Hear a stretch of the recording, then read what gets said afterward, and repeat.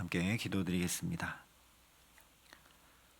아버지 하나님, 오늘도 잠에서 나를 깨워주셨으니 우리 마음과 영혼도 흔들어 깨워주시고 눈 떠 보게 하셨으니 오늘도 주님을 바라볼 수 있게 하여 주시고 이 시간 주님의 말씀을 내 귀로 밝히 듣고 그 말씀이 지시하는 길을 따라 오늘도 주와 동행함에 부족함 없도록 성령으로 역사하여 주시옵소서.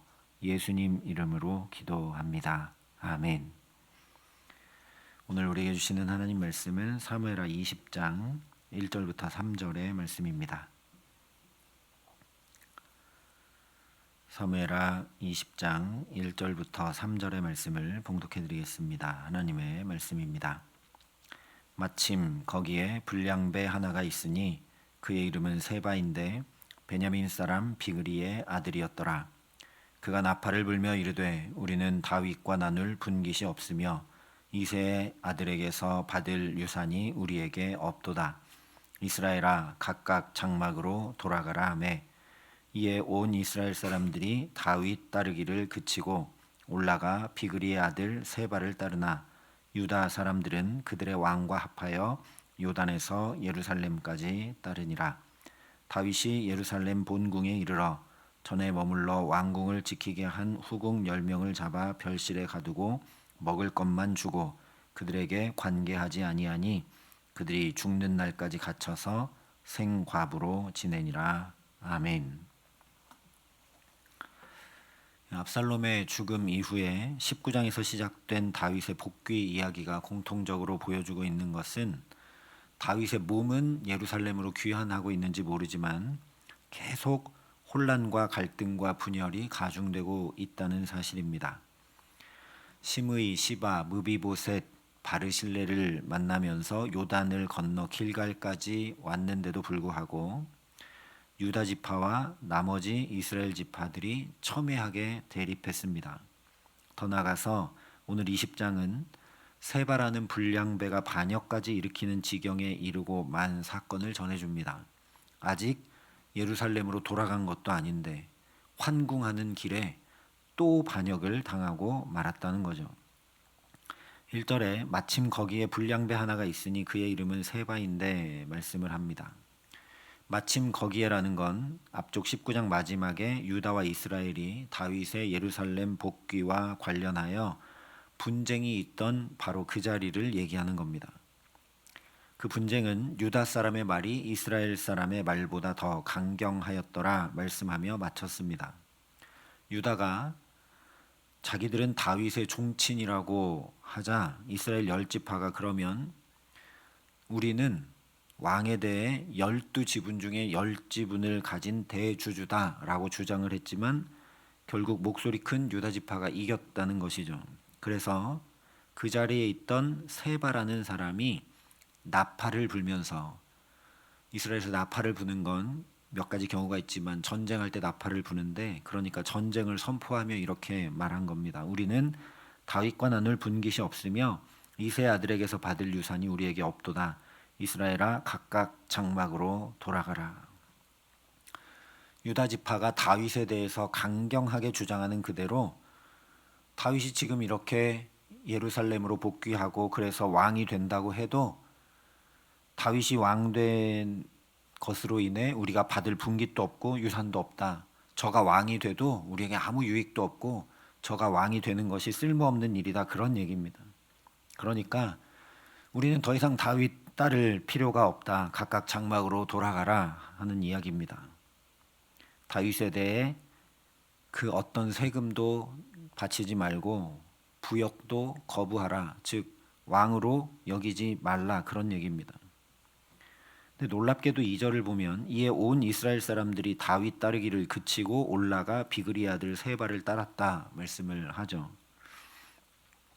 물론 이렇게 자기 목소리만 크게 내고 자기 주장 끝까지 굽히지 않은 유다에 대한 불만이 극에 달하는 상황인데다가 1절에 말씀한 대로 세바는 베냐민, 사울과 같은 베냐민 지파 사람이기 때문에 그를 중심으로 다윗을 대적하기 위해 모일 수 있는 거죠. 그런데 더 놀라운 것은 지금 다윗이 복귀하는 길입니다. 그런데 거기서 이렇게 분열이 되었고 북쪽 이스라엘 열 지파가 또 반역을 일으켰는데도 이 유다 지파는 아랑곳하지도 않습니다. 그냥 그들의 왕과 합하여 요단에서 예루살렘까지 따랐다 말씀을 합니다. 다윗도 그렇습니다. 지금까지 복귀하는 내내 어떤 분쟁이 있고 갈등이 있고 조정해야 될 일이 있으면 해야 되는데 왕이니까요. 아무것도 하지 않습니다. 지금 여기도 가만두고 침묵하죠. 앞쪽 19장에 유다와 이스라엘이 분쟁하는데 그것도 그냥 침묵합니다. 가만히 있습니다. 왕권이 약해질 대로 약해졌다는 거죠. 후에 보면 다윗이 군대 장관으로 임명한 아마사에게 이 사태를 수습하기 위해 유다 사람들을 모으라고 특명을 내려야 될 정도로 지금 이 열 지파가 세바를 중심으로 반역을 일으킨 것, 급박하고 중차대한 상황임에도 불구하고 유다 지파는 다윗을 자기들이 차지하는데 독차지하는 데만 온통 관심 두고 그냥 예루살렘 성으로 돌아갔다는 겁니다. 그렇게 유다 지파와 예루살렘 궁으로 돌아간 다윗이 남겨두었던 후궁들에 대해 조처한 일에 대한 이야기가 갑자기 3절에 나옵니다. 다윗이 예루살렘 본궁에 이르러 전에 머물러 왕궁을 지키게 한 후궁 10명을 잡아 별실에 가두고 먹을 것만 주고 그들에게 관계하지 아니하니 그들이 죽는 날까지 갇혀서 생과부로 지내니라. 이 얘기는 없어도 아무 지장 없고 오히려 이 얘기 없이 곧바로 4절에 아마사를 호출하는 장면으로 이어져야 맞는 거죠. 그런데 성경은 다윗이 이 세바의 반역도 개의치 않고 그에 대해 아무런 말도 없이 침묵하고 그냥 유다 지파가 가자는 대로 예루살렘으로 돌아왔을 뿐 아니라 돌아와서도 가장 먼저 후궁들부터 별실에 가둔 것처럼 아마 실제로 그랬는지도 모르겠습니다. 이 사건을 도드라지게 그 중간에 일부러 말씀하고 있다라는 겁니다. 세 가지 이유 때문입니다. 첫 번째는 다윗이 지금 이렇게 후궁들에게 한 일이 바로 열 지파의 지분을 가진 이스라엘 백성들을 어떻게 대할 것인지 그대로 드러내 보여주고 있기 때문입니다. 후궁들에게 먹을 것은 제공했지만 가둬두고 사랑하지 않고 관계하지 않았던 것처럼 이제 다윗이 왕이 되었으니까 온 이스라엘을 잘 다스려야 되는데 열 지파들에 대해서 형식적으로 국방, 안보, 행정 등의 지원은 제공하지만 형제처럼 돌보고 살피고 그렇게 하지 않고 그들과는 관계 없는 것처럼 그렇게 유명무실한 왕으로 지낸다라는 이야기입니다. 그리고 이것을 반대로 얘기하면 다윗은 더 이상 이전과 같이 온 백성들로부터 사랑받는 왕이 아니라는 이야기입니다. 이것을 비유적으로 또 실제적으로 이 10명의 후궁들 이야기로 보여주는 겁니다. 두 번째는 이것이 매우 부당한 일임을 고발하기 위함입니다. 다윗이 이렇게까지 되어버리고 말았다는 걸 드러내 보여주는 겁니다. 이 10명의 후궁들은 다윗이 피난 가면서 일부러 남겨두었던 사람들입니다. 그렇지 않고 피난길에 함께 데리고 갔으면 이 10명의 후궁들이 압살롬에게 부끄러운 일을 당하지 않았겠죠. 그러니까 이 10명의 후궁들은 다윗 때문에 피해를 입은 건데 그 책임을 억울한 당사자들에게 묻는 부당한 모습을 밝혀주고 있는 겁니다. 정의롭고 공의로운 왕이 아니라는 거죠. 마지막 이유는 다윗이 하나님 없이 여전히 정치적으로 행하며 왕권을 강화하고 있는 것을 말씀합니다. 이 10명의 첩을 지금 다윗이 예루살렘에 돌아와서 다시 취하는 것은 직전 왕을 짓밟고 내가 더 능력 있고 내가 더 강한 왕이다라는 걸 공표하는 고대 근동의 관습입니다. 그래서 압살롬도 다윗이 후궁을 남겨두고 가니까 아히도벨의 조언을 따라서 예루살렘에 들어왔을 때 이 후궁들을 범했던 거죠. 그러니까 다윗이 다시 돌아와서 이 후궁들을 취하는 것은 압살롬과 똑같이 행하는 것이라는 말씀입니다. 그런데 다윗은 그와 정반대로 이 후궁들을 취하지 않았습니다. 이것은 더 고도의 정치적 행위입니다. 왜냐하면 당시 관례에 따르면 일반인이 있던 여인은 절대 왕의 여자가 될 수 없기 때문입니다. 나중에 에스더서를 보면 왕비를 택하기 위해서 처녀들을 택해가지고 아주 철저한 검증과 준비 과정을 약 1년이나 거치는 걸 보게 됩니다. 그러니까 다시 궁에 돌아온 다윗이 후궁들을 취하지 않고 가택 연금 상태로 둔 것은 압살롬을 그저 일반인 취급한 거라는 얘기입니다. 다시 얘기하면 압살롬이 왕으로 세움 받았었다는 사실 자체를 인정하지 않는 거죠. 이것은 압살롬을 역적으로 기억되지 않도록 하는 조처인 동시에 다윗 자신은 저 압살롬이나 또는 이방 왕들과는 전혀 다르다는 것을 나타내는 효과까지 얻을 수 있는 고도의 정치적인 행위라는 말씀입니다. 하지만 아무리 다윗이 이렇게 한다고 해도 이미 다윗은 일반인, 즉 우리아의 아내를 취한 적이 있기 때문에 자기 모순일 뿐 아니라 그야말로 정치적 행위에 불과하다는 것 누구나 다 알 수밖에 없는 사실입니다. 그래서 이와 관련하여 성경이 세바를 불량배라고 이야기하면서 시작한 것을 우리가 다시 생각해야 합니다. 상식적으로 불량배가 일으킨 반역에 온 이스라엘 사람들이 그를 따를 수는 없는 거죠. 그런데 이 불량배 세바가 일으킨 반역에 온 이스라엘이 다윗 따르기를 그치고 이 사람을 따랐다 얘기합니다. 이 불량배라는 표현은 성경에서 자기밖에 모르는 이기적인 사람, 약자를 무시하고 돌보지 않는 사람, 하나님 세우신 권위를 무시하고 멸시하는 사람, 하나님을 이용해서 자기 유익과 만족을 구하고 채우는 사람, 하나님을 버리고 우상 섬기기를 선동하는 사람을 가리켜서 사용이 됩니다. 실제 세바는 하나님의 기름 부음 받은 다윗, 즉 하나님 세우신 권위를 무시하면서 다윗을 왕이라고도 부르지 않고 이새의 아들이라 이렇게 멸시하고 자기들은 다윗에게 받을 유산이 없다 하면서 자기들의 유익과 만족만을 위해 반역을 일으켰죠. 그런데 놀랍게도 성경은 다윗이 바로 이 세바와 똑같은 불량배라는 사실을 아무 상관없어 보이는 후궁들의 이야기를 중간에 하면서 드러내 보여주는 겁니다.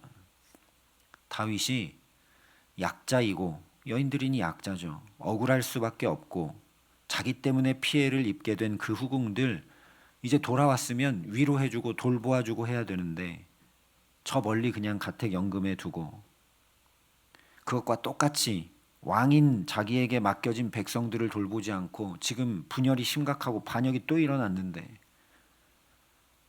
후궁들에 대한 조처부터 이렇게 하고 또한 왕권이라는 자기 유익과 만족만을 구하고 채우기 위해서 압살롬과 다르게 행하고 정치적으로 일부터 행하고 부정적 이미지만 나는 압살롬과 다르다, 이방 왕들과 다르다 그렇게 끊어내려는 자가 당착에 빠져 있는 모습을 적나라하게 드러내 보여주기 때문입니다. 그래서 단도직입적으로 얘기하고 있는 건 아니지만 성경은 다윗을 향해서 또다시 당신이 그 사람이라, 나단이 말했던 것처럼 당신이 그 사람이라, 저 세바와 똑같은 당신이 그 사람이라 말씀하는 겁니다. 흥미로운 것은 그동안은 그래도 다윗이 왕으로 아버지로 제자리를 지키지 못하여 여러 문제들이 나타나면서 다윗의 하나님 나라가 무너지고 또 이스라엘도 혼란에 빠질 때 곁에 있는 선지자 나단도 또 좋은 소식을 전하던 아히마아스도 심지어 직언하는 요압도 다시 다윗에게 직언 내지 충언을 통해서 다시 하나님을 바라보게 했었다라는 사실입니다. 그런데 이제 예루살렘으로 돌아와서 다시 하나님 나라를 회복하고 세워가야 되기 때문에 어쩌면 훨씬 더 중요한 지금 이때는 아무도 없습니다. 아무도 다윗에게 얘기하지 않습니다. 반대로 말하면 다윗의 귀가 어두워져 누구의 말도 듣고 있지 않다는 얘기입니다. 사실 하나님은 계속해서 시므이를 통해서도 시바와 무비보셋을 통해서도 바르실레를 통해서도 유다와 이스라엘의 갈등을 통해서도 다윗에게 계속 말씀하셨고 그 마음을 계속 두드려 깨우치셨습니다. 그런데 다윗이 깨닫지 못하는 거죠. 이런 다윗의 모습은 로마서에 하나님을 알되 하나님을 영화롭게도 아니하며 감사하지도 아니하고 오히려 그 생각이 허망하여지며 미련한 마음이 어두워졌나니 스스로 지혜 있다 하나 어리석게 되었다는 말씀 그대로입니다.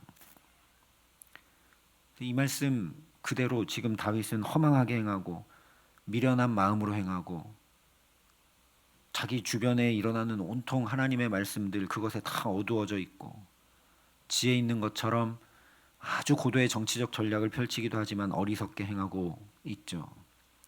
그래서 이 말씀에 비추어 다시 다윗의 행적을 생각해 보면 하나님을 영화롭게 하는 건 둘째치고 감사가 전혀 없습니다. 자기 아들에게 반역을 당했을 때도 자기 아들에게 반역을 당했으니까 명분도 없고 너무 수치스러운 일이고 나쁘끄러운 일이기도 하지 않습니까? 반역이 문제가 아니라. 그런데도 그런 다윗을 끝까지 지키고 보호하고 돕는 손길들이 끊이지 않는 은혜가 임해오고 또 임해왔습니다. 그뿐만 아니라 이렇게 다시 무사히 왕위에 복귀하게 되었으니 감사가 넘쳐나야 할 텐데 온갖 정치적 소용돌이에만 휘말려서 정신을 차리지 못하고 있는 거죠. 감사하지 못하면 이렇게 하나님 나라가 무너지게 될 뿐 아니라 생각이 허망해지고 미련한 마음이 어두워지고 또 스스로 지혜 있다고 하지만 가장 어리석고 말게 됩니다. 감사가 새 하늘을 여는 열쇠인 줄 믿습니다. 감사로 제사 드리는 자가 주님을 영화롭게 하고 그에게 주의 구원을 보이시겠다 약속해 주셨기 때문입니다. 그러니 오늘 이 첫 시간 내게 넘쳐나는 감사가 메마르지 않도록 우리도 어두운 마음과 영혼을 흔들어 깨워 주시기를 간구하는 우리 모두가 될 수 있기를 바랍니다. 참으로 감사하며 살아가게 하시기를 간절히 기도합니다. 눈 떠서 살펴보면 감사할 일들이 너무너무 많습니다. 우리도 휘몰아치는 내 삶의 여러 일들과 문제와 해야 될 일들의 소용돌이 때문에 다윗처럼 감사를 놓치고 있는 것 아닌지 되돌아보며 주님 내 입술을 열어 감사하게 하여 주옵소서. 오늘 이 시간 기도하며 하루를 시작하는 은혜를 누리게 하시기를 바랍니다. 그래서 주의 선하시고 인자심이 영원하심을 순간순간마다 걸음걸음마다 경험하고 누리는 복된 삶 살게 하시기를 주님의 이름으로 간절히 축원합니다. 함께 기도하시겠습니다. 아버지 하나님, 오늘 눈 뜨며 감사해야 되는데 감사하지 못하고 또 시작했습니다. 주님, 우리 입술에 늘 먼저 감사가 담길 수 있도록 주의 성령으로 역사하여 주시기를 간절히 소원합니다.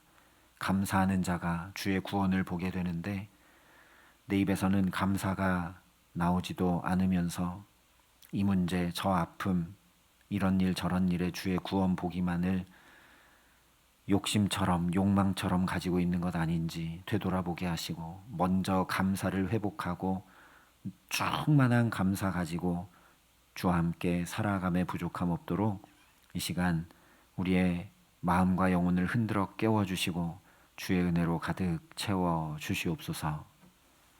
이제는 주 예수 그리스도의 은혜와 하나님의 사랑과 성령님의 교통하심이 여기 머리 숙여 감사함으로 주의 구원을 보며 살기를 소원하고 결단하는 여기 모인 모든 주의 성도들과 사랑의 빛교회 모든 교우들과 이 나라의 민족과 이 귀한 복음을 오늘도 세계 만방에 전하시는 선교사님들 가운데 이제로부터 영원토록 함께 하시기를 간절히 축원하옵나이다. 아멘.